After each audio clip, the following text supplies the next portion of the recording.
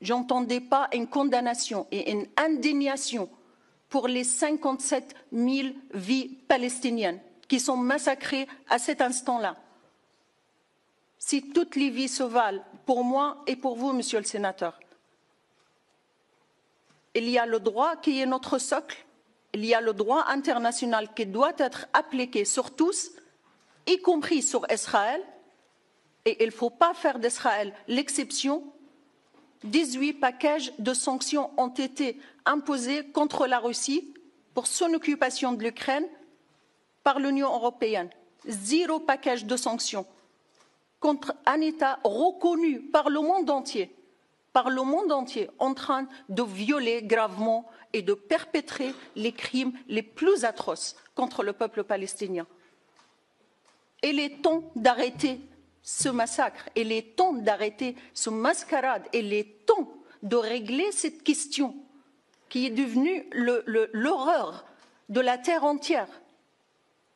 C'est une injustice qui dure depuis très longtemps. Le peuple palestinien n'aspire qu'à une seule chose, il faut le comprendre, il faut le voir, il faut humaniser ce peuple palestinien. Il aspire juste à vivre en liberté. Le peuple palestinien et sa direction a accepté la solution à 2 États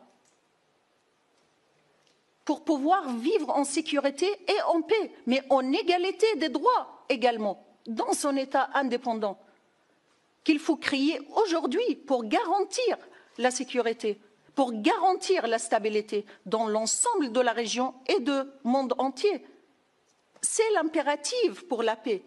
On ne peut pas maintenir un régime d'apartheid jugé par les instances internationales, un régime d'oppression, de domination. Monsieur le sénateur, vous avez parlé des barrages en Cisjordanie. Il y a 1000 checkpoints qui défragmentent la Cisjordanie. Il y a 900 000 colons illégaux qui vivent en Cisjordanie occupée. Je ne vous ai pas entendu appeler à la fin de la colonisation illégale.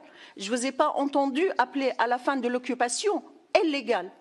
Je ne vous ai pas entendu à l'égalité entre le peuple palestinien et le peuple israélien.